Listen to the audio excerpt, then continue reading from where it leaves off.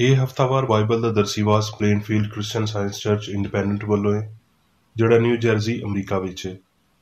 ਹੋਰ ਮਾਲੂਮਾਤ ਲਈ ਤੁਸੀਂ ਸਾਡੀ ਵੈਬਸਾਈਟ ਵੇਖੋ www.plainfieldcs.com।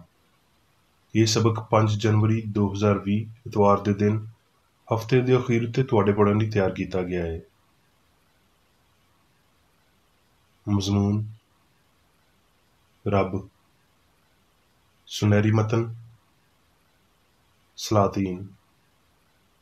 ਤੇ ਵੇਖੋ, ਰੱਬ ਲੰਘਿਆ ਤੇ ਇੱਕ ਬੜੀ ਤੇਜ਼ ਹਨੇਰੀ ਨੇ ਰੱਬ ਦੇ ਅੱਗੇ ਅੱਗੇ ਪਹਾੜਾਂ ਨੂੰ ਚੀਰ ਦਿੱਤਾ ਤੇ ਪਹਾੜਾਂ ਦੇ ਟੋਟੇ ਕਰ ਦਿੱਤੇ। ਪਰ ਰੱਬ ਹਨੇਰੀ ਵਿੱਚ ਨਹੀਂ ਸੀ, ਤੇ ਹਨੇਰੀ ਤੋਂ ਬਾਅਦ ਜ਼ਲਜ਼ਲਾ ਆਇਆ, ਪਰ ਰੱਬ ਜ਼ਲਜ਼ਲੇ ਵਿੱਚ ਨਹੀਂ ਸੀ। ਤੇ ਜ਼ਲਜ਼ਲੇ ਦੇ ਬਾਅਦੋਂ ਅੱਗ ਆਈ, ਪਰ ਰੱਬ ਅੱਗ ਵਿੱਚ ਵੀ ਨਹੀਂ ਸੀ। ਤੇ ਅੱਗ ਤੋਂ ਬਾਅਦੋਂ ਇੱਕ ਦੱਬੀ ਹੋਈ ਹਲਕੀ ਜਿਹੀ ਆਵਾਜ਼ ਆਈ। ਜਵਾਬੀ ਪੜ੍ਹਾਈ ਇਸਤਸਨਾ। ਤੇ ਹੁਣ ਇਹ ਇਸਰਾਈਲੀਓ ਜਿਹੜੇ ਆਇਨ ਤੇ ਹੁਕਮ ਮੈਂ ਤੁਹਾਨੂੰ ਸਿਖਾਉਂਦਾ ਵਾਂ, ਤੁਸੀਂ ਉਹਨਾਂ ਉੱਤੇ ਅਮਲ ਕਰਨ ਲਈ ਉਹਨਾਂ ਨੂੰ ਸੁਣ ਲਵੋ, ਤਾਂ ਜੋ ਤੁਸੀਂ ਜਿਉਂਦੇ ਰਹੋ ਤੇ ਉਸ ਮੁਲਕ ਵਿੱਚ ਜਿਹੜਾ ਤੁਹਾਡੇ ਪਿਓ ਦਾਦੇ ਦਾ ਰੱਬ ਤੁਹਾਨੂੰ ਦਿੰਦਾ ਏ, ਵੜ ਕੇ ਉਹਦੇ ਉੱਤੇ ਕਬਜ਼ਾ ਕਰ ਲਵੋ। ਜੇ ਉੱਥੇ ਵੀ ਤੁਸੀਂ ਆਪਣੇ ਖੁਦਾਵੰਦ ਰੱਬ ਦੇ ਤਾਲਬ ਹੋਵੋ ਤੇ ਉਹ ਤੁਹਾਨੂੰ ਮਿਲ ਜਾਵੇਗਾ, ਪਰ ਸ਼ਰਤ ਇਹ ਹੈ ਕਿ ਤੂੰ ਉਹਨੂੰ ਆਪਣੇ ਪੂਰੇ ਦਿਲ ਤੇ ਸਾਰੀ ਜਾਨ ਨਾਲ ਲੱਭੇ। ਜਦੋਂ ਤੂੰ ਮੁਸੀਬਤ ਵਿੱਚ ਪਏਗਾ ਤੇ ਇਹ ਸਭ ਕੁਝ ਤੇਰੇ ਨਾਲ ਹੋਵੇਗਾ, ਤੇ ਅਖੀਰੀ ਦਿਨਾਂ ਵਿੱਚ ਤੂੰ ਖੁਦਾਵੰਦ ਆਪਣੇ ਰੱਬ ਵੱਲ ਫਿਰੇਂਗਾ ਤੇ ਉਹਦੀ ਮੰਨੇਗਾ, ਕਿਉਂ ਜੇ ਖੁਦਾਵੰਦ ਤੇਰਾ ਰੱਬ ਰਹਿਮ ਕਰਨ ਵਾਲਾ ਰੱਬ ਏ। ਉਹ ਨਾ ਤੈਨੂੰ ਛੱਡੇਗਾ ਤੇ ਨਾ ਤੈਨੂੰ ਹਲਾਕ ਕਰੇਗਾ, ਤੇ ਨਾ ਉਸ ਅਹਿਦ ਨੂੰ ਭੁੱਲੇਗਾ ਜਿਹਦੀ ਕਸਮ ਉਹਨੇ ਤੇਰੇ ਪਿਓ ਦਾਦੇ ਨਾਲ ਖਾਧੀ ਏ। ਉਹਨੇ ਆਪਣੀ ਆਵਾਜ਼ ਅਸਮਾਨ ਵਿੱਚੋਂ ਤੈਨੂੰ ਸੁਣਾਈ ਤਾਂ ਜੋ ਤੇਰੀ ਤਰਬੀਅਤ ਕਰੇ। ਇਸ ਲਈ ਅੱਜ ਦੇ ਦਿਨ ਤੂੰ ਜਾਣ ਲੈ ਤੇ ਇਸ ਗੱਲ ਨੂੰ ਆਪਣੇ ਦਿਲ ਵਿੱਚ ਬਿਠਾ ਲੈ ਭਈ ਉੱਤੇ ਅਸਮਾਨ ਵਿੱਚ ਤੇ ਹੇਠਾਂ ਧਰਤੀ ਉੱਤੇ ਖੁਦਾਵੰਦ ਹੀ ਰੱਬ ਏ ਤੇ ਦੂਜਾ ਕੋਈ ਨਹੀਂ। ਦਰਸੀਵਾਜ਼ ਬਾਈਬਲ ਵਿੱਚੋਂ ਜ਼ਬੂਰ। ਰੱਬ ਸਾਡੀ ਪਨਾਹ ਤੇ ਕੂਵਤ ਏ, ਮੁਸੀਬਤ ਵਿੱਚ ਮੁਸਤੈਦ ਮਦਦਗਾਰ। ਇਸ ਲਈ ਸਾਨੂੰ ਕੁਝ ਖੌਫ ਨਹੀਂ, ਭਾਵੇਂ ਧਰਤੀ ਉਲਟ ਜਾਵੇ ਤੇ ਪਹਾੜ ਸਮੁੰਦਰ ਦੀ ਤਹਿ ਵਿੱਚ ਸੁੱਟ ਦਿੱਤੇ ਜਾਣ, ਭਾਵੇਂ ਉਹਦਾ ਪਾਣੀ ਸ਼ੋਰ ਮਚਾਵੇ ਤੇ ਮੌਜਜ਼ਨ ਹੋਵੇ ਤੇ ਪਹਾੜ ਉਹਦੀ ਤੁਗਿਆਨੀ ਨਾਲ ਹਿੱਲ ਜਾਣ। ਕੌਮਾਂ ਝੁੰਝਲਾਈਆਂ, ਸਲਤਨਤਾਂ ਨੇ ਜੁੰਬਸ਼ ਖਾਧੀ, ਉਹ ਬੋਲ ਪਿਆ, ਧਰਤੀ ਪਿਘਲ ਗਈ। ਚੁੱਪ ਰਹੋ ਤੇ ਜਾਣ ਲਵੋ ਭਈ ਮੈਂ ਰੱਬ ਵਾਂ, ਮੈਂ ਕੌਮਾਂ ਵਿੱਚ ਸਰਬੁਲੰਦ ਵਾਂ, ਮੈਂ ਪੂਰੀ ਧਰਤੀ ਉੱਤੇ ਸਰਬੁਲੰਦ ਵਾਂ। ਯਸਾਇਆ। ਕਿਉਂ ਜੇ ਰੱਬ ਯਹੋਵਾ ਇਸਰਾਈਲ ਦਾ ਕਦੂਸ ਇੰਝ ਆਖਦਾ ਏ ਭਈ ਪਰਤ ਕੇ ਆਉਣ ਤੇ ਚੁੱਪ ਰਹਿਣ ਵਿੱਚ ਤੁਹਾਡੀ ਸਲਾਮਤੀ ਏ, ਚੁੱਪ ਤੇ ਤਵੱਕਲ ਵਿੱਚ ਤੁਹਾਡੀ ਕੂਵਤ ਏ। ਤੇ ਜਦੋਂ ਤੂੰ ਸੱਜੇ ਜਾਂ ਖੱਬੇ ਪਾਸੇ ਮੁੜੇ ਤੇ ਤੇਰੇ ਕੰਨ ਪਿੱਛੋਂ ਇਹ ਆਵਾਜ਼ ਸੁਣਨਗੇ ਭਈ ਰਾਹ ਇਹੀ ਏ, ਇਹਦੇ ਉੱਤੇ ਟੁਰ। ਖਰੂਜ। ਤੇ ਰੱਬ ਨੇ ਇਹ ਸਾਰੀਆਂ ਗੱਲਾਂ ਉਹਨਾਂ ਨੂੰ ਦੱਸੀਆਂ। ਖੁਦਾਵੰਦ ਤੇਰਾ ਰੱਬ ਜਿਹੜਾ ਤੈਨੂੰ ਮਿਸਰ ਦੇ ਮੁਲਕ ਵਿੱਚੋਂ ਗੁਲਾਮੀ ਦੇ ਘਰ ਵਿੱਚੋਂ ਕੱਢ ਲਿਆਇਆ, ਮੈਂ ਵਾਂ। ਖਰੂਜ। ਵੇਖ, ਮੈਂ ਇੱਕ ਫਰਿਸ਼ਤਾ ਤੇਰੇ ਅੱਗੇ ਘੱਲਦਾ ਵਾਂ ਭਈ ਰਾਹ ਵਿੱਚ ਤੇਰਾ ਨਿਗਹਿਬਾਨ ਹੋਵੇ ਤੇ ਤੈਨੂੰ ਉਸ ਥਾਂ ਉੱਤੇ ਅਪੜਾ ਦੇਵੇ ਜਿਹਨੂੰ ਮੈਂ ਤਿਆਰ ਕੀਤਾ ਹੈ। ਤੂੰ ਉਹਦੇ ਅੱਗੇ ਹੁਸ਼ਿਆਰ ਰਹੀਂ ਤੇ ਉਹਦੀ ਗੱਲ ਮੰਨੀ, ਉਹਨੂੰ ਨਾਰਾਜ਼ ਨਾ ਕਰੀਂ, ਕਿਉਂ ਜੇ ਉਹ ਤੇਰੀ ਖਤਾ ਨਹੀਂ ਬਖਸ਼ੇਗਾ, ਇਸ ਲਈ ਵੀ ਮੇਰਾ ਨਾਂ ਉਹਦੇ ਵਿੱਚ ਵਸਦਾ ਹੈ। ਪਰ ਜੇ ਤੂੰ ਸੱਚਮੁੱਚ ਉਹਦੀ ਗੱਲ ਮੰਨੇ ਤੇ ਜੋ ਮੈਂ ਆਖਦਾ ਵਾਂ ਉਹ ਸਭ ਕੁਝ ਕਰੇ, ਤੇ ਮੈਂ ਤੇਰੇ ਵੈਰੀਆਂ ਦਾ ਵੈਰੀ ਤੇ ਤੇਰੇ ਮੁਖਾਲਫਾਂ ਦਾ ਮੁਖਾਲਫ ਹੋਵਾਂਗਾ। ਇਸ ਲਈ ਵੀ ਮੇਰਾ ਫਰਿਸ਼ਤਾ ਤੇਰੇ ਅੱਗੇ ਅੱਗੇ ਚੱਲੇਗਾ ਤੇ ਤੈਨੂੰ ਅਮੂਰੀਆਂ ਤੇ ਹਿੱਤੀਆਂ ਤੇ ਫਿਰਜ਼ੀਆਂ ਤੇ ਕਨਾਨੀਆਂ ਤੇ ਹਵੀਆਂ ਤੇ ਯਬੂਸੀਆਂ ਵਿੱਚ ਅਪੜਾ ਦੇਵੇਗਾ, ਤੇ ਮੈਂ ਉਹਨਾਂ ਨੂੰ ਹਲਾਕ ਕਰ ਦੇਵਾਂਗਾ। ਤੂੰ ਉਹਨਾਂ ਦੇ ਮਾਬੂਦਾਂ ਨੂੰ ਸਜਦਾ ਨਾ ਕਰੀਂ, ਨਾ ਉਹਨਾਂ ਦੀ ਇਬਾਦਤ ਕਰੀਂ, ਨਾ ਉਹਨਾਂ ਵਰਗੇ ਕੰਮ ਕਰੀਂ, ਬਲਕਿ ਉਹਨਾਂ ਨੂੰ ਬਿਲਕੁਲ ਉਲਟ ਦੇਵੀਂ ਤੇ ਉਹਨਾਂ ਦੇ ਸਤੂਨਾਂ ਨੂੰ ਟੋਟੇ ਟੋਟੇ ਕਰ ਦੇਵੀਂ। ਖਰੂਜ। ਤੇ ਖੁਦਾਵੰਦ ਨੇ ਮੂਸਾ ਨੂੰ ਆਖਿਆ, ਉਹਨਾਂ ਲੋਕਾਂ ਨੂੰ ਆਪਣੇ ਨਾਲ ਲੈ ਕੇ ਜਿਨ੍ਹਾਂ ਨੂੰ ਤੂੰ ਮਿਸਰ ਦੇ ਮੁਲਕ ਵਿੱਚੋਂ ਕੱਢ ਕੇ ਲਿਆਇਆ, ਇੱਥੋਂ ਉਸ ਪਾਸੇ ਵੱਲ ਲੈ ਜਾ ਜਿਹਦੇ ਬਾਰੇ ਮੈਂ ਇਬਰਾਹਿਮ ਤੇ ਇਸਹਾਕ ਤੇ ਯਾਕੂਬ ਨਾਲ ਕਸਮ ਖਾ ਕੇ ਆਖਿਆ ਸੀ ਭਈ ਇਹ ਮੈਂ ਤੇਰੀ ਪੀੜ੍ਹੀ ਨੂੰ ਦੇਵਾਂਗਾ। ਤੇ ਜਦੋਂ ਮੂਸਾ ਖੈਮੇ ਦੇ ਅੰਦਰ ਟੁਰ ਜਾਂਦਾ ਤੇ ਬੱਦਲ ਦਾ ਸਤੂਨ ਉਤਰ ਕੇ ਖੈਮੇ ਦੇ ਬੂਹੇ ਉੱਤੇ ਰੁਕਿਆ ਰਹਿੰਦਾ, ਤੇ ਖੁਦਾਵੰਦ ਮੂਸਾ ਨਾਲ ਗੱਲਾਂ ਕਰਨ ਲੱਗ ਜਾਂਦਾ।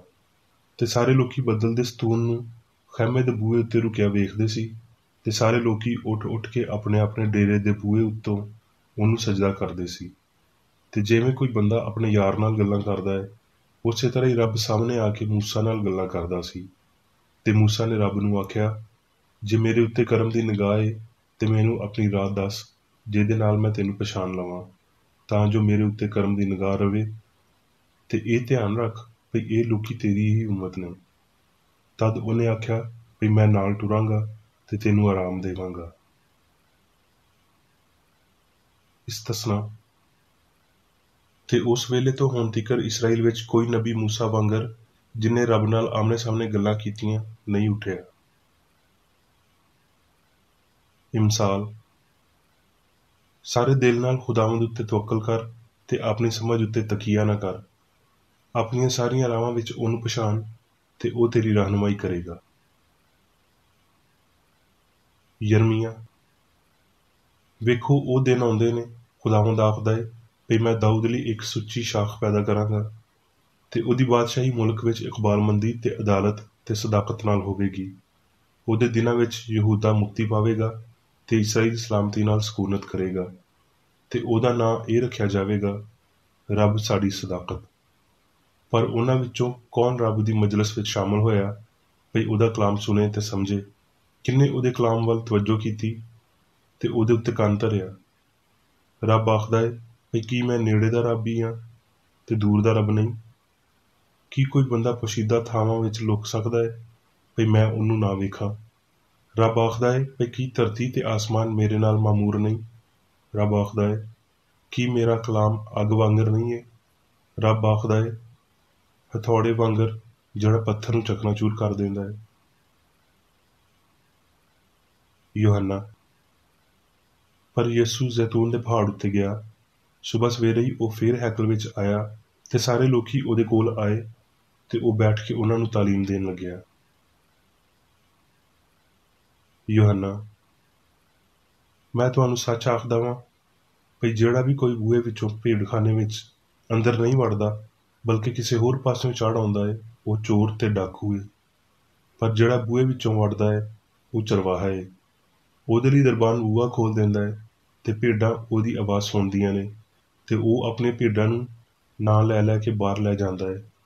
ਜਦ ਉਹ ਆਪਣੀ ਭੇਡਾਂ ਨੂੰ ਬਾਹਰ ਕੱਢ ਲੈਂਦਾ ਹੈ ਤੇ ਉਹਨਾਂ ਦੇ ਅੱਗੇ ਅੱਗੇ ਟੁਰਦਾ ਹੈ, ਤੇ ਭੇਡਾਂ ਉਹਦੇ ਮਗਰ ਮਗਰ ਟੁਰ ਪੈਂਦੀਆਂ ਨੇ, ਕਿਉਂ ਜੇ ਉਹ ਉਹਦੀ ਆਵਾਜ਼ ਪਛਾਣਦੀਆਂ ਨੇ। ਪਰ ਉਹ ਕਿਸੇ ਗੈਰ ਬੰਦੇ ਦੇ ਮਗਰ ਨਹੀਂ ਜਾਣਗੀਆਂ, ਬਲਕਿ ਉਹਦੇ ਤੋਂ ਨੱਸਣਗੀਆਂ, ਕਿਉਂ ਜੇ ਗੈਰਾਂ ਦੀ ਆਵਾਜ਼ ਨਹੀਂ ਪਛਾਣਦੀਆਂ। ਯਿਸੂ ਨੇ ਉਹਨਾਂ ਨੂੰ ਇਹ ਤਮਸੀਲ ਆਖੀ, ਪਰ ਉਹ ਨਾ ਸਮਝੇ ਭਈ ਇਹ ਕੀ ਗੱਲਾਂ ਨੇ ਜਿਹੜੀਆਂ ਉਹ ਸਾਨੂੰ ਆਖਦਾ ਹੈ। ਇਸ ਲਈ ਯਿਸੂ ਨੇ ਉਹਨਾਂ ਨੂੰ ਫੇਰ ਆਖਿਆ, ਮੈਂ ਤੁਹਾਨੂੰ ਸੱਚੀ ਆਖਦਾ ਵਾਂ ਵੀ ਭੇਡਾਂ ਦਾ ਬੂਹਾ ਮੈਂ ਵਾਂ।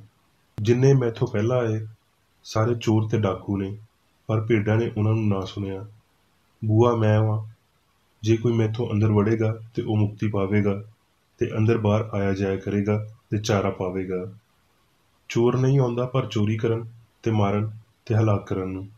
ਮੈਂ ਇਸ ਲਈ ਆਇਆ ਵੀ ਉਹ ਹਯਾਤੀ ਪਾਉਣ ਤੇ ਕਸਰਤ ਨਾਲ ਪਾਉਣ। ਮੇਰੀਆਂ ਭੇਡਾਂ ਮੇਰੀ ਆਵਾਜ਼ ਸੁਣਦੀਆਂ ਨੇ ਤੇ ਮੈਂ ਉਹਨਾਂ ਨੂੰ ਜਾਣਦਾ ਵਾਂ, ਤੇ ਉਹ ਮੇਰੇ ਮਗਰ ਮਗਰ ਟੁਰਦੀਆਂ ਨੇ, ਤੇ ਉਹ ਹਮੇਸ਼ਾ ਤੀਕਰ ਕਦੀ ਹਲਾਕ ਨਾ ਹੋਣਗੀਆਂ ਤੇ ਕੋਈ ਉਹਨਾਂ ਨੂੰ ਮੇਰੇ ਹੱਥੋਂ ਖੋਹ ਨਾ ਲਵੇਗਾ। ਹੁਣ ਮੈਂ ਮੇਰੀ ਬੇਕਰ ਏਡੀ ਦੀ ਲਿਖੀ ਹੋਈ ਕ੍ਰਿਸਚਨ ਸਾਇੰਸ ਦੀ ਦਰਸੀ ਕਿਤਾਬ ਸਾਇੰਸ ਤੇ ਸਿਹਤ ਆਇਤਾਂ ਦੀ ਕੁੰਜੀ ਦੇ ਨਾਲ ਵਿੱਚੋਂ ਲਈਆਂ ਹੋਈਆਂ ਲਿਖਾਈਆਂ ਪੜ੍ਹਾਂਗਾ। ਸਾਇੰਸ ਤੇ ਸਿਹਤ। ਰੱਬ ਵੱਡਾ ਮੈਂ ਹਾਂ, ਸਭ ਕੁਝ ਜਾਣਨ ਵਾਲਾ, ਸਭ ਕੁਝ ਵੇਖਣ ਵਾਲਾ, ਸਾਰੇ ਕੰਮ ਕਰਨ ਵਾਲਾ, ਸਾਰੀ ਅਕਲ, ਸਾਰਾ ਪਿਆਰ ਤੇ ਅਬਦੀ ਅਸੂਲ, ਜਾਨ, ਰੂਹ, ਹਯਾਤੀ, ਸੱਚਾਈ, ਪਿਆਰ, ਸਾਰਾ ਮਵਾਦ, ਜ਼ਹਾਨਤ। ਸਵਾਲ, ਕੀ ਇੱਕ ਤੋਂ ਵੱਧ ਰੱਬ ਜਾਂ ਅਸੂਲ ਹੈ? ਜਵਾਬ, ਨਹੀਂ ਹੈ। ਅਸੂਲ ਤੇ ਉਹਦਾ ਖਿਆਲ ਇੱਕ ਏ, ਤੇ ਉਹ ਇੱਕ ਰੱਬ ਕਾਦਰ ਮੁਤਲਕ, ਹਮਾਦਾਨੀ ਤੇ ਹਮਾਜਾਈ ਹਸਤੀ ਏ, ਤੇ ਉਹਦਾ ਪਰਛਾਵਾਂ ਇਨਸਾਨ ਤੇ ਸੰਸਾਰ ਏ। ਓਮਨੀ ਲਾਤੀਨੀ ਇਸਮੇ ਸਿਫਤ ਤੋਂ ਅਖਜ਼ ਕੀਤਾ ਗਿਆ ਹੈ, ਜਿਹੜਾ ਕੁੱਲ ਵੱਲ ਇਸ਼ਾਰਾ ਕਰਦਾ ਹੈ। ਇਸ ਲਈ ਰੱਬ ਕੁੱਲ ਤਾਕਤ ਜਾਂ ਤਵਾਨਾਈ, ਕੁੱਲ ਸਾਇੰਸ ਜਾਂ ਹਕੀਕੀ ਇਲਮ, ਹਮਾਜਾਈਅਤ ਨੂੰ ਮਿਲਾਉਂਦਾ ਹੈ। ਕ੍ਰਿਸਚਨ ਸਾਇੰਸ ਦੀਆਂ ਮੁਖਤਲਿਫ ਵਜ਼ਾਹਤਾਂ ਉਸ ਧਿਆਨ ਵੱਲ ਇਸ਼ਾਰਾ ਕਰਦੀਆਂ ਨੇ ਜਿਹੜਾ ਕਦੀ ਮਾਦਾ ਨਹੀਂ ਹੁੰਦਾ, ਤੇ ਉਹ ਇੱਕ ਅਸੂਲ ਰੱਖਦਾ ਹੈ। ਇਨਸਾਨ ਦਾ ਇਲਾਹੀ ਅਸੂਲ ਲਾਫਾਨੀ ਫਹਿਮ ਦੇ ਰਾਹੀਂ ਗੱਲ ਕਰਦਾ ਹੈ। ਰੂਹ ਤੋਂ ਭਰੇ ਬਜ਼ੁਰਗਾਂ ਨੇ ਸੱਚਾਈ ਦੀ ਆਵਾਜ਼ ਸੁਣੀ ਤੇ ਉਹਨਾਂ ਨੇ ਰੱਬ ਦੇ ਨਾਲ ਉਸੇ ਤਰ੍ਹਾਂ ਹੀ ਗੱਲ ਕੀਤੀ ਜਿਵੇਂ ਇਨਸਾਨ ਇਨਸਾਨਾਂ ਦੇ ਨਾਲ ਗੱਲ ਕਰਦਾ ਹੈ। ਰੂਹ ਸਾਰੀ ਖਲਾ ਵਿੱਚ ਜਜ਼ਬ ਹੁੰਦੀ ਹੈ। ਉਹਨੂੰ ਸੁਨੇਹਾ ਅਪਣਾਉਣ ਲਈ ਕਿਸੇ ਮਾਦੀ ਤਰੀਕੇ ਦੀ ਲੋੜ ਨਹੀਂ ਹੈ। ਰੂਹ ਨੂੰ ਹਰ ਥਾਂ ਮੌਜੂਦ ਰਹਿਣ ਲਈ ਕਿਸੇ ਤਰ੍ਹਾਂ ਦੀ ਤਾਰ ਜਾਂ ਬਿਜਲੀ ਦੀ ਲੋੜ ਨਹੀਂ। ਰੱਬ ਰੂਹ ਹੈ, ਇਸ ਲਈ ਰੂਹ ਦੀ ਬੋਲੀ ਰੂਹਾਨੀ ਹੈ ਤੇ ਹੋਣੀ ਵੀ ਚਾਹੀਦੀ ਹੈ। ਕ੍ਰਿਸਚਨ ਸਾਇੰਸ ਆਲਾ ਹਸਤੀ ਜਾਂ ਉਹਦੇ ਇਜ਼ਹਾਰ ਦੇ ਨਾਲ ਕੋਈ ਜਿਸਮਾਨੀ ਫਿਤਰਤ ਜਾਂ ਅਹਿਮੀਅਤ ਨਹੀਂ ਜੋੜਦੀ, ਬਸ ਬੰਦੇ ਹੀ ਇਹ ਕੰਮ ਕਰਦੇ ਨੇ। ਰੱਬ ਦੀ ਅਸਲ ਬੋਲੀ ਬਾਰੇ ਮਰਕਸ ਦੀ ਅੰਜੀਲ ਦੇ ਅਖੀਰੀ ਬਾਬ ਵਿੱਚ ਨਵੀਂ ਬੋਲੀ ਦੇ ਤੌਰ ਤੇ ਗੱਲ ਕੀਤੀ ਗਈ ਹੈ, ਜਿਹਦਾ ਮਤਲਬ ਅਲਾਮਤਾਂ ਦਾ ਪਿੱਛਾ ਕਰਨ ਦੇ ਰਾਹੀਂ ਹਾਸਲ ਕੀਤਾ ਗਿਆ ਹੈ। ਰੂਹ ਦੀ ਸਾਫ਼ ਜ਼ੁਬਾਨ ਕੰਨ ਨੇ ਨਾ ਸੁਣੀ, ਨਾ ਜ਼ੁਬਾਨ ਨੇ ਆਖੀ। ਸਾਡੇ ਮਾਲਕ ਨੇ ਤਸ਼ਬੀਹਾਂ ਤੇ ਤਮਸੀਲਾਂ ਦੇ ਰਾਹੀਂ ਰੂਹਾਨੀਅਤ ਸਿਖਾਈ, ਆਪਣੇ ਆਪ ਵਿੱਚ ਸੱਚਾਈ ਤੇ ਪਿਆਰ ਨੂੰ ਤੇ ਬਿਮਾਰ ਤੇ ਪਾਪੀ ਉੱਤੇ ਆਪਣੀ ਤਾਕਤ ਨੂੰ ਬਿਆਨ ਕਰਨ ਤੇ ਜ਼ਾਹਿਰ ਕਰਨ ਨਾਲ ਇਲਾਹੀ ਤਾਲਬ ਇਲਮ ਦੇ ਤੌਰ ਤੇ ਉਹਨੇ ਇਨਸਾਨ ਉੱਤੇ ਰੱਬ ਨੂੰ ਵਾਜ਼ਿਹ ਕੀਤਾ। ਜਿਸਮਾਨੀ 5 ਹਿੱਸਾਂ ਨਾਲ ਅਖਜ਼ ਕੀਤਾ ਗਿਆ ਸਬੂਤ ਪੂਰੀ ਤਰ੍ਹਾਂ ਇਨਸਾਨੀ ਵਜ੍ਹਾ ਨਾਲ ਤਾਲੁਕ ਰੱਖਦਾ ਹੈ ਤੇ ਅਸਲੀ ਲੋਹ ਦੇ ਧੁੰਦਲੇਪਨ ਦੇ ਪਾਰੋਂ ਇਨਸਾਨੀ ਵਜ੍ਹਾ ਯਿਸੂ ਦੀਆਂ ਗੱਲਾਂ ਤੇ ਕੰਮਾਂ ਨੂੰ ਬਹੁਤ ਘੱਟ ਅਪਣਾਉਂਦੀ ਹੈ ਤੇ ਬਹੁਤ ਹਲਕੀ ਜਿਹੀ ਮੁਨਕਸ ਕਰਦੀ ਹੈ। ਸੱਚਾਈ ਇੱਕ ਮੁਕਾਸ਼ਫਾ ਹੈ। ਆਵਾਜ਼ ਇੱਕ ਜ਼ਹਿਨੀ ਤਾਸੁਰ ਹੈ ਜਿਹੜਾ ਫਾਨੀ ਅਕੀਦੇ ਲਈ ਦਿੱਤਾ ਜਾਂਦਾ ਹੈ। ਅਸਲ ਵਿੱਚ ਕੰਨ ਨਹੀਂ ਸੁਣਦਾ। ਇਲਾਹੀ ਸਾਇੰਸ ਆਵਾਜ਼ ਨੂੰ ਰੂਹ ਦੀਆਂ ਹਿੱਸਾਂ ਦੇ ਰਾਹੀਂ ਬਿਆਨ ਕੀਤਾ ਹੋਇਆ ਜ਼ਾਹਿਰ ਕਰਦੀ ਹੈ, ਯਾਨੀ ਰੂਹਾਨੀ ਫਹਿਮ ਦੇ ਰਾਹੀਂ। ਮੋਜ਼ਾਰਟ ਨੇ ਜੋ ਕੁਝ ਬਿਆਨ ਕੀਤਾ ਉਹਦੇ ਤੋਂ ਕਿਤੇ ਵੱਧ ਕੇ ਤਜਰਬਾ ਕੀਤਾ ਸੀ। ਉਹਦੀਆਂ ਵੱਡੀਆਂ ਧੁਨਾਂ ਦੇ ਵਿਜਦ ਨੂੰ ਕਦੀ ਨਹੀਂ ਸੁਣਿਆ ਗਿਆ। ਉਹ ਇਹਦੇ ਤੋਂ ਕਿਤੇ ਵੱਧ ਕੇ ਵੱਡਾ ਮੌਸੀਕਾਰ ਸੀ ਜਿੰਨਾ ਜੱਗ ਉਹਨੂੰ ਜਾਣਦਾ ਸੀ।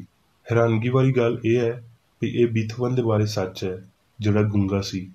ਜ਼ੇਨੀ ਰਾਗ ਤੇ ਮੌਸੀਕੀ ਦੀਆਂ ਮਿੱਠੀਆਂ ਧੁਨਾਂ ਸ਼ਾਉਰ ਦੀ ਆਵਾਜ਼ ਉੱਤੇ ਫੌਕੀਅਤ ਰੱਖਦੀਆਂ ਨੇ। ਮੌਸੀਕੀ ਦਿਮਾਗ ਤੇ ਦਿਲ ਦੀ ਤਾਲ ਹੈ। ਫਾਨੀ ਸਿਆਨ ਬਿਲਕੁਲ ਉਸੇ ਤਰ੍ਹਾਂ ਹੀ ਹਮਾਂਗੀ ਜਾਂ ਮੁਖਾਲਫਤ ਨੂੰ ਬਿਆਨ ਕਰਦਿਆਂ ਹੋਏ ਬਹੁਤ ਸਾਰੀਆਂ ਤਾਰਾਂ ਵਾਲੀ ਸਾਰੰਗੀ ਹੈ, ਜਿਵੇਂ ਉਹ ਹੱਥ ਜਿਹੜਾ ਉਹਦੇ ਉੱਤੇ ਚੱਲਦਾ ਹੈ ਇਨਸਾਨੀ ਜਾਂ ਇਲਾਹੀ ਹੈ। ਇਸ ਤੋਂ ਪਹਿਲਾਂ ਇਨਸਾਨੀ ਇਲਮ ਸ਼ੈਵਾਂ ਦੇ ਬਾਰੇ ਝੂਠੇ ਫਹਿਮ ਵਿੱਚ ਡੂੰਘਾ ਗਰਕ ਹੁੰਦਾ, ਯਾਨੀ ਉਹਨਾਂ ਮਾਦੀ ਅਸਲੀਅਤਾਂ ਵਿੱਚ ਜਿਹੜੀਆਂ ਵਾਹਦ ਸਿਆਨ ਤੇ ਹਸਤੀ ਦੇ ਅਸਲੀ ਵਸੀਲੇ ਨੂੰ ਖਾਰਜ ਕਰ ਦਿੰਦੀਆਂ ਨੇ। ਇਹ ਮੁਮਕਿਨ ਹੈ ਕਿ ਸੱਚਾਈ ਵਿੱਚੋਂ ਨਿਕਲਣ ਵਾਲੇ ਅਸਰ ਆਵਾਜ਼ ਵਾਂਗਰ ਵਾਜ਼ਿਆ ਹੁੰਦੇ ਤੇ ਇਹ ਵੀ ਪੁਰਾਣੇ ਨਬੀਆਂ ਉੱਤੇ ਆਵਾਜ਼ ਦੇ ਤੌਰ ਤੇ ਨਾਜ਼ਰ ਹੋਏ। ਜੇ ਸੁਣਨ ਦਾ ਵਸੀਲਾ ਪੂਰੀ ਤਰ੍ਹਾਂ ਰੂਹਾਨੀ ਹੈ ਤੇ ਇਹ ਆਮ ਤੇ ਲਾਜ਼ਵਾਬ ਹੈ। ਕ੍ਰਿਸਚਨ ਸਾਇੰਸ ਦੇ ਮੁਤਾਬਕ ਇਨਸਾਨ ਦੀਆਂ ਸਿਰਫ ਉਹੀ ਹਿੱਸਾਂ ਰੂਹਾਨੀ ਨੇ ਜਿਹੜੀਆਂ ਇਲਾਹੀ ਸਿਆਨ ਤੋਂ ਜ਼ਾਹਿਰ ਹੁੰਦੀਆਂ ਨੇ। ਖਿਆਲ ਰੱਬ ਤੋਂ ਇਨਸਾਨ ਵਿੱਚ ਮੁੰਤਕਿਲ ਹੁੰਦੇ ਨੇ, ਪਰ ਨਾ ਹੀ ਅਹਿਸਾਸ ਤੇ ਨਾ ਹੀ ਰਿਪੋਰਟ ਮਾਦੀ ਬਦਨ ਤੋਂ ਸਿਆਨ ਵਿੱਚ ਜਾਂਦੇ ਨੇ। ਬਾਹਮੀ ਰਾਬਤਾ ਹਮੇਸ਼ਾ ਰੱਬ ਤੋਂ ਹੋ ਕੇ ਉਹਦੇ ਖਿਆਲ ਯਾਨੀ ਇਨਸਾਨ ਤੀਕਰ ਜਾਂਦਾ ਹੈ। ਕੰਨ ਬਰਾਏ ਨਾਮ ਮਾਦੀ ਹਵਾਸ ਦੇ ਅਜ਼ਾ ਨਹੀਂ, ਬਲਕਿ ਰੂਹਾਨੀ ਸਿਆਨ। ਯਿਸੂ ਨੇ ਆਖਿਆ ਰੂਹਾਨੀ ਸਮਝ ਦੇ ਬਾਰੇ ਵਿੱਚ ਭਈ ਕੰਨ ਹੈ ਨੇ ਤੇ ਤੁਸੀਂ ਸੁਣਦੇ ਨਹੀਂ। ਮਰਕਸ 8 ਬਾਬ 18 ਆਇਤ। ਸਿਆਨ ਲਾਜ਼ਮੀ ਗੱਲ ਨਹੀਂ ਭਈ ਤਾਲੀਮੀ ਮਰਹਲਿਆਂ ਉੱਤੇ ਇਨਹਿਸਾਰ ਕਰੇ। ਇਹ ਆਪ ਹੀ ਸਾਰਾ ਸੋਹਣਾਪਨ ਤੇ ਸ਼ਾਇਰੀ ਤੇ ਇਹਨਾਂ ਨੂੰ ਜ਼ਾਹਿਰ ਕਰਨ ਦੀ ਤਾਕਤ ਰੱਖਦਾ ਹੈ। ਰੂਹ ਯਾਨੀ ਰੱਬ ਨੂੰ ਤਦ ਸੁਣਿਆ ਜਾਂਦਾ ਹੈ ਜਦੋਂ ਹਿੱਸਾ ਚੁੱਪ ਹੋਵਣ। ਜੋ ਕੁਝ ਅਸੀਂ ਕਰਦੇ ਹਾਂ ਅਸੀਂ ਸਾਰੇ ਉਹਦੇ ਤੋਂ ਵੱਧ ਕੇ ਕਰਨ ਦੇ ਕਾਬਲ ਹਾਂ। ਰੂਹ ਦਾ ਕੰਮ ਜਾਂ ਅਸਰ ਆਜ਼ਾਦੀ ਦਿੰਦਾ ਹੈ, ਜਿਹੜੀ ਤਖਫੀਫ ਦਾ ਮਜ਼ਹਰ ਤੇ ਗੈਰ ਤਰਬੀਅਤ ਯਾਫਤਾ ਬੁੱਲੀਆਂ ਦੀ ਗਰਮਜੋਸ਼ੀ ਨੂੰ ਵਾਜ਼ਿਹ ਕਰਦੀ ਹੈ। ਪੁਰਾਣੇ ਨਬੀਆਂ ਨੇ ਆਪਣੀ ਪੇਸ਼ਬੀਨੀ ਇੱਕ ਰੂਹਾਨੀ ਗੈਰ ਜਿਸਮਾਨੀ ਨੁਕਤਾ ਨਜ਼ਰ ਤੋਂ ਹਾਸਲ ਕੀਤੀ, ਨਾ ਕਿ ਬਦਨ ਦੀ ਪੇਸ਼ਨਗੋਈ ਕਰਨ ਤੇ ਕਿਸੇ ਅਫਸਾਨੇ ਨੂੰ ਗਲਤ ਅਸਲੀਅਤ ਬਣਾਉਣ ਨਾਲ ਕੀਤੀ, ਨਾ ਹੀ ਇਨਸਾਨੀ ਅਕੀਦੇ ਤੇ ਮਾਦੇ ਦੇ ਬੁਨਿਆਦੀ ਕੰਮ ਨਾਲ ਮੁਸਤਕਬਿਲ ਦੀ ਪੇਸ਼ਨਗੋਈ ਕਰਨ ਨਾਲ ਕੀਤੀ। ਜਦੋਂ ਹਸਤੀ ਦੀ ਸੱਚਾਈ ਨਾਲ ਹਮਾਂਗੀ ਲਈ ਸਾਇੰਸ ਵਿੱਚ ਬਹੁਤ ਤਰੱਕੀ ਕੀਤੀ ਤੇ ਇਨਸਾਨ ਗੈਰ ਇਰਾਦੀ ਤੌਰ ਤੇ ਗੈਬਦਾਨ ਤੇ ਨਬੀ ਬਣ ਗਿਆ, ਜਿਹੜਾ ਭੂਤਾਂ, ਬਦਰੂਹਾਂ ਜਾਂ ਨੀਮ ਦੇਵਤਾਵਾਂ ਦੇ ਇਖਤਿਆਰ ਵਿੱਚ ਨਹੀਂ ਬਲਕਿ ਵਾਹਦ ਰੂਹ ਦੇ ਕਾਬੂ ਵਿੱਚ ਸੀ। ਇਹ ਹਰ ਵੇਲੇ ਮੌਜੂਦ ਇਲਾਹੀ ਸਾਇੰਸ ਤੇ ਉਸ ਖਿਆਲ ਦਾ ਇਸਤਹਿਕਾਕ ਹੈ ਜਿਹੜਾ ਇਸ ਸਿਆਨ ਨਾਲ ਤਾਲੁਕ ਰੱਖਦਾ ਹੈ ਤਾਂ ਜੋ ਮਾਜ਼ੀ, ਹਾਲ ਤੇ ਮੁਸਤਕਬਿਲ ਨੂੰ ਜਾਣੇ। ਅਸੀਂ ਸਾਰੇ ਠੀਕ ਤੌਰ ਨਾਲ ਜਾਣਦੇ ਹਾਂ ਭਈ ਰੂਹ ਰੱਬ ਯਾਨੀ ਇਲਾਹੀ ਅਸੂਲ ਵੱਲੋਂ ਆਉਂਦੀ ਏ ਤੇ ਇਹਦੀ ਤਾਲੀਮ ਮਸੀਹ ਤੇ ਕ੍ਰਿਸਚਨ ਸਾਇੰਸ ਦੇ ਰਾਹੀਂ ਮਿਲਦੀ ਏ।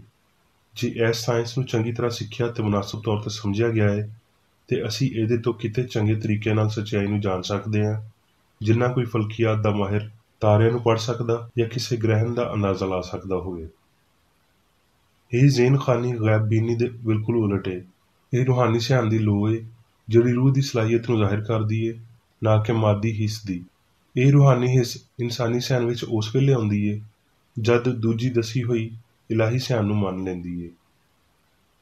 ਕਿਸੇ ਬੰਦੇ ਨੂੰ ਚੰਗਿਆਈ ਕਰਨ ਨਾ ਕਿ ਬੁਰਿਆਈ ਕਰਨ ਦੇ ਕਾਬਲ ਬਣਾਉਂਦਿਆਂ ਹੋਏ ਇਸ ਤਰ੍ਹਾਂ ਦੇ ਇਲਹਾਮ ਉਹਨੂੰ ਜ਼ਾਹਿਰ ਕਰਦੇ ਨੇ ਜਿਹੜਾ ਹਮ ਆਹੰਗੀ ਨੂੰ ਬਣਾਉਂਦਾ ਤੇ ਹਮੇਸ਼ਾ ਕਾਇਮ ਰੱਖਦਾ ਹੈ। ਯਹੂਦੀਆਂ ਤੇ ਗੈਰ ਕੌਮਾਂ ਦੋਵਾਂ ਦੇ ਕੋਲ ਸ਼ਦੀਦ ਜਿਸਮਾਨੀ ਹਿੱਸਾ ਸੀ, ਪਰ ਬਸ਼ਰ ਨੂੰ ਰੂਹਾਨੀ ਹਿੱਸਾਂ ਦੀ ਲੋੜ ਏ। ਵੱਡਾ ਉਸਤਾਦ ਵਜ੍ਹਾ ਤੇ ਅਸਰ ਦੋਵਾਂ ਨੂੰ ਜਾਣਦਾ ਸੀ। ਉਹ ਜਾਣਦਾ ਸੀ ਕਿ ਸੱਚਾਈ ਆਪਣੇ ਆਪ ਨੂੰ ਬਿਆਨ ਕਰਦੀ ਏ, ਪਰ ਗਲਤੀ ਨੂੰ ਕਦੀ ਅਤਾ ਨਹੀਂ ਕਰਦੀ। ਰੂਹਾਨੀ ਹਿੱਸ ਰੂਹਾਨੀ ਨੇਕੀ ਦਾ ਸ਼ਾਉਰ ਏ।